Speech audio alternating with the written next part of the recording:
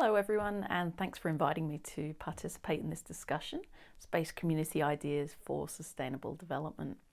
Now, my name is Lisa Harvey-Smith. I'm an astrophysicist, an author, and a professor at the University of New South Wales in Sydney, Australia. I serve on the advisory board to the Australian Space Agency, which is doing a tremendous job at transforming our space sector. And I'm also the Australian Government's Women in STEM Ambassador.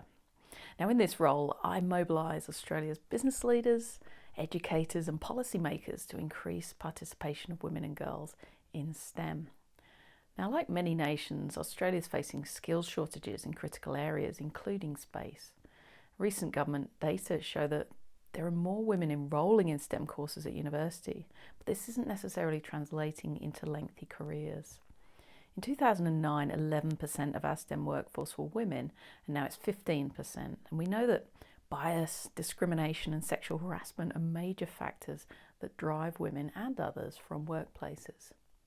Now, there are more than 330 programs in Australia that aim to address gender equity in STEM, but almost none of them are properly evaluated. Now, to encourage evaluation, my team's created a STEM equity evaluation guide and online portal so we can figure out which programs are working well and which are not, and to share our results. Now, it's vital that we only invest in robust evidence-based programs that actually reduce barriers to participation.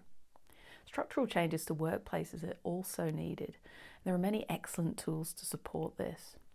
We'll soon be launching our implementation guide to workplace equity, which provides information to employers in STEM industries on how to go about this transformation.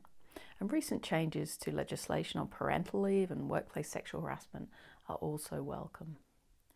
Now, education is another area of focus, and collectively, our education systems are failing to engage girls in STEM subjects, especially technology, maths and engineering. My team's launched an initiative called Future You, which presents children between the ages of 8 and 12 with relatable role models working in STEM. It challenges ideas about who belongs in STEM to encourage children from all backgrounds to explore the sector. Have a look at futureyouaustralia.com.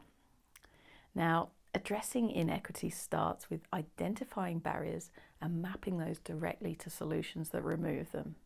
To quote the title of an excellent book on the subject by Catherine Fox, we need to fix the system and stop fixing women.